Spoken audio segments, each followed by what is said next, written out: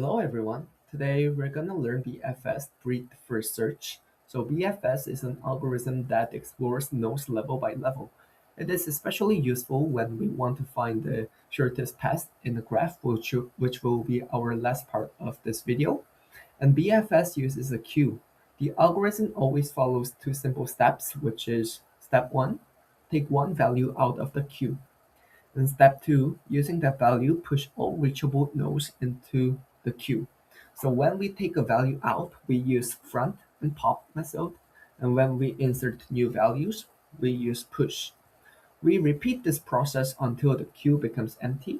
So before we start BFS, there are two important initial settings. First, we must push the starting node into the queue. So in this case, the starting node would be T. And so second, if the structure is not a tree but a graph, we must mark the starting node as visited before starting BFS, just like we do in DFS. But this is not the case of second rule because this is the tree, not a graph. And so I'll show you how the BFS work shortly.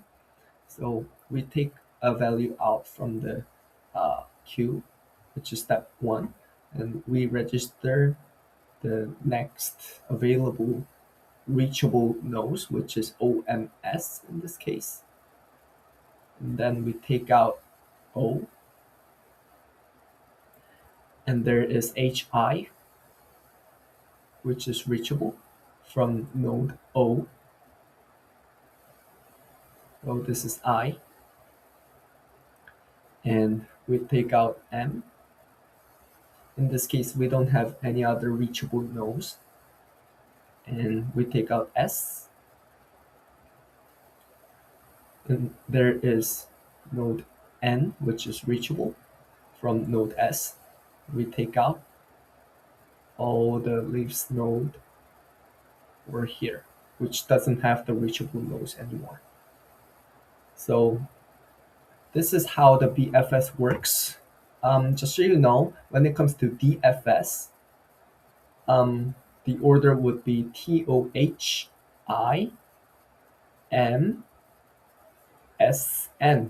but in this case, it will be TOMSHIN because this is BFS.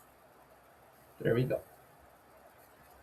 Well, I'm gonna write down the basic code first.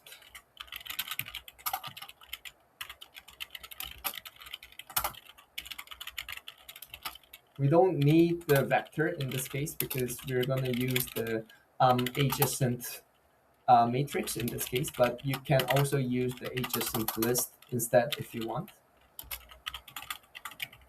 And then first things first, there is the value in each node, and we need the map 7 by 7. Node 0 is connected with node 1, 2, 3. And node 1 is connected with node 4 and 5. And nothing with node 2. And node 3 is connected with node 6. And the rest of them will be filled with O0. And we need the queue.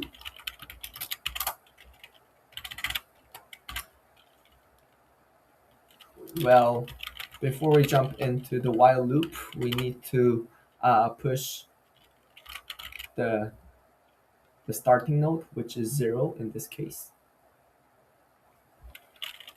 And I need the while loop. Well, just to make sure, this is not the graph example, this is a tree, so we don't need the visited array in this case, just so you know. And I'm gonna take out the value from Q, and I'm gonna pop it. I'm gonna print out the name. And well, just to make sure, this is step 1. And step 2 is register all nodes, which is reachable. If Um, no, I mean, we need next I to make this code more readable. And if map now next is 0, I'm gonna continue, skip it, and then I'm gonna push next value right away. So if I execute this code, well, as we expected, the order of the BFS works well. So if you take a look at this structure again, TOM SHIN. This is how the BFS works.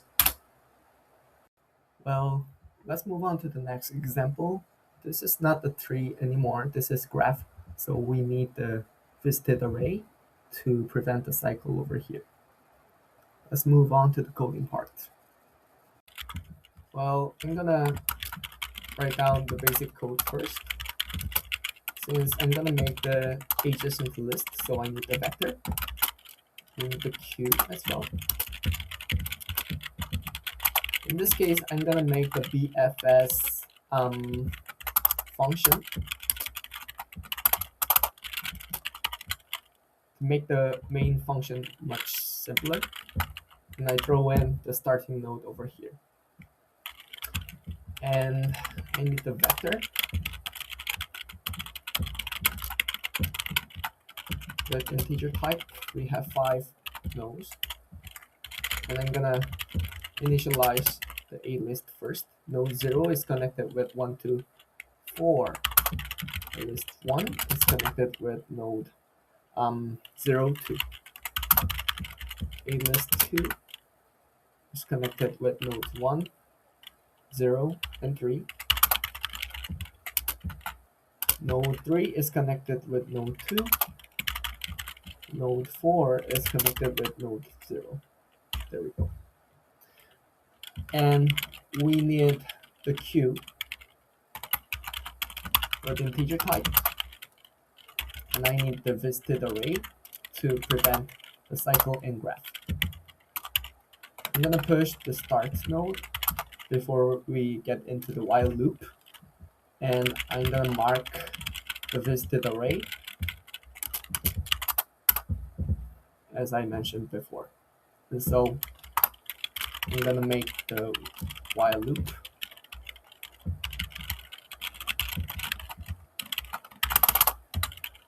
And I need the now value to print out the order of the BFS. And I'm gonna pop it.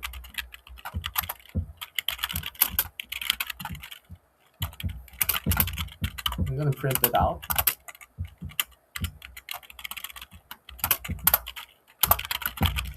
And I need the for loop. Now size.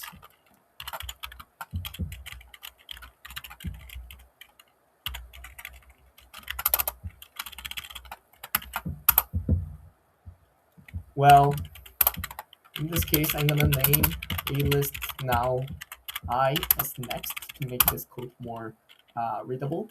And if visited next is set, I'm gonna continue.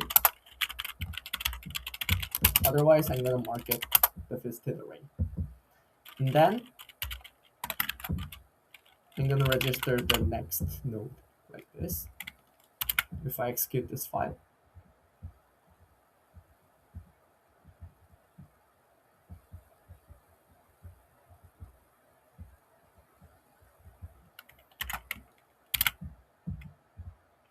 well, A, B, C, E, D.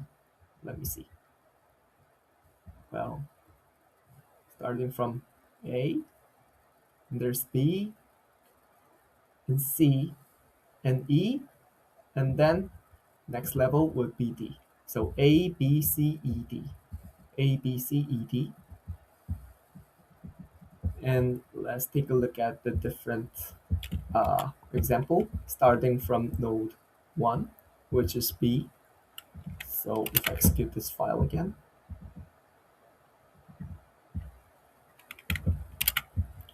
B, A, C, E, D. Let me see. Starting from B, A, C, and then we move on to E and D.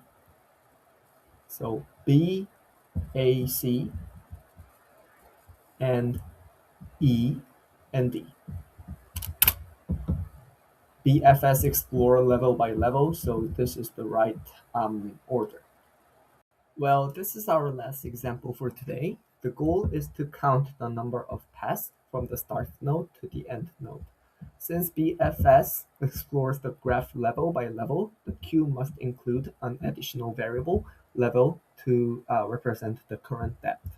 For example, if we start from A and ends at F, then it will take 2 paths like this. For the another example, if we start from E and end from D, the minimum path would be 2 as well. So this is how it goes.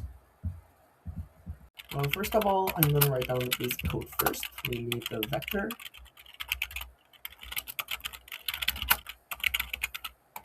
and Q. In this case as well, I'm going to make the BFS function and throw in the parameters for starting node and end node.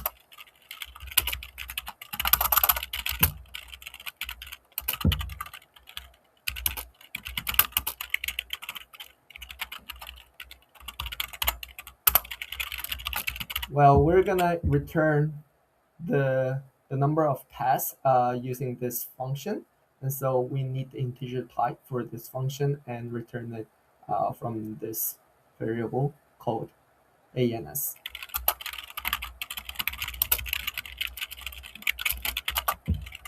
And like I said before, we need the structure for node to contain the number of the node and the level.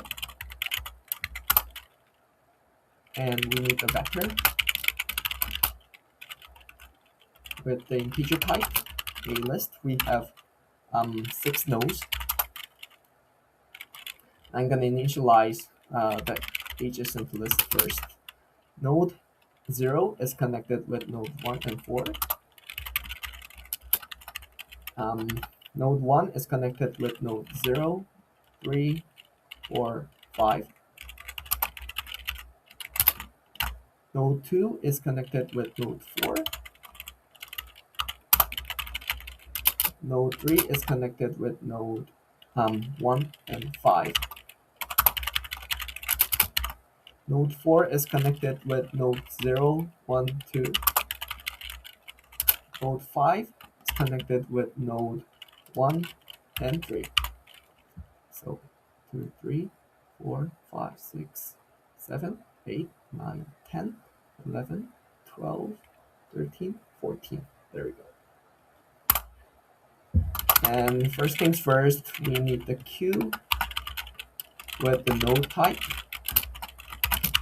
And I need the visited array to prevent the cycle. We have 6 nodes. I mean, we have the cycle over here, just so you know. So yeah, I'm gonna push the start node first according to the steps that we went through already. And I'm gonna mark the starting node as visited like this. Well, we need the level as well, so it must be 0. The first level is 0 all the time. I'm gonna make the while loop. I'm gonna get the information from the queue, which is called now, and then I'm gonna pop it. And if we found the end node, we would return the current level, which is pass in this case. And so um, otherwise we're gonna skim through. It's gonna be size. And I'm gonna name the aliases now and I as next to make this code more readable. And if visited next is marked already, I'm gonna skip it. Otherwise, I'm gonna mark it like this. And I'm gonna push the value of the next and go deep down and to the next level like this. And so if I execute this file from A to F, which is 0 and 5, it's gonna take 2 pass like this. For another example, if I throw in 4 to 0, which is E and A, it's gonna be 1 like this. So if I execute this file, it's gonna be 1. And if I throw in D and C, it's gonna be 1, 2, sorry, 1, 2, 3. So it's gonna be 3. So I'm gonna throw in 3 and 2. Yeah, 3.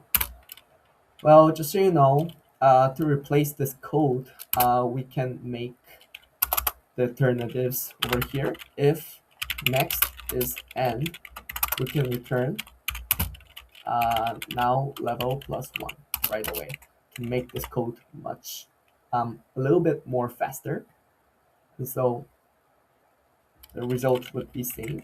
A to F 2 and E to A is gonna be 1 and D to C, which is 3 to 2, 3. There you go. The result of this code is exactly the same compared to the previous one. So this is all about today's video, and I hope you find it very useful through this video. Well, thanks for watching, and see you on my next video. Bye guys.